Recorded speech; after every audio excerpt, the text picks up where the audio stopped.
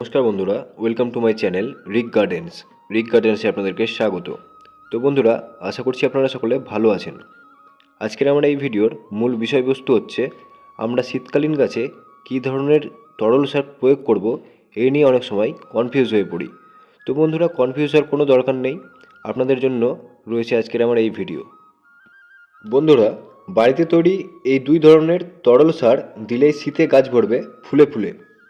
শীতকালে গাছের গোড়া অনেক সময় শুকিয়ে যায়।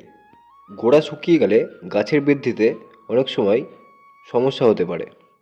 তাই গাছের গোড়ায় দিতে পারেন এই দুই ধরনের তরল সার। শীতের ফুল, ফল ও সবজির ভালো বৃদ্ধির জন্য ব্যবহার করতে পারেন সর্ষের খোল পচানো জল ও সবজি পচানো জল। মিনিমাম 2 লিটার জলে শুকনো খোল পচাতে হবে।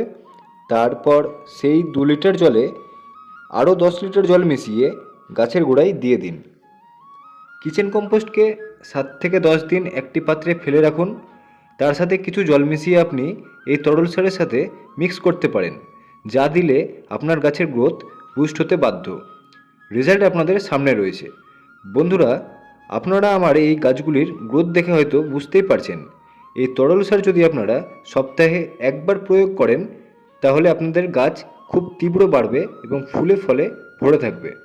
বন্ধুরা, সত্যি কথা বলতে আমি রাসায়নিক কোনো রকমের সার সেরকমভাবে ব্যবহার করি না।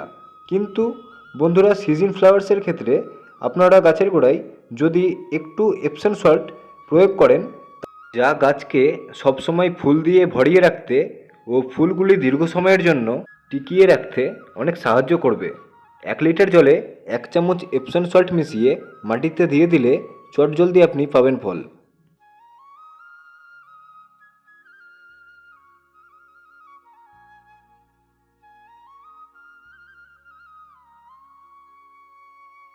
তো বন্ধুরা, আশা করছি ভিডিওটা আপনাদের ভালো লেগেছে।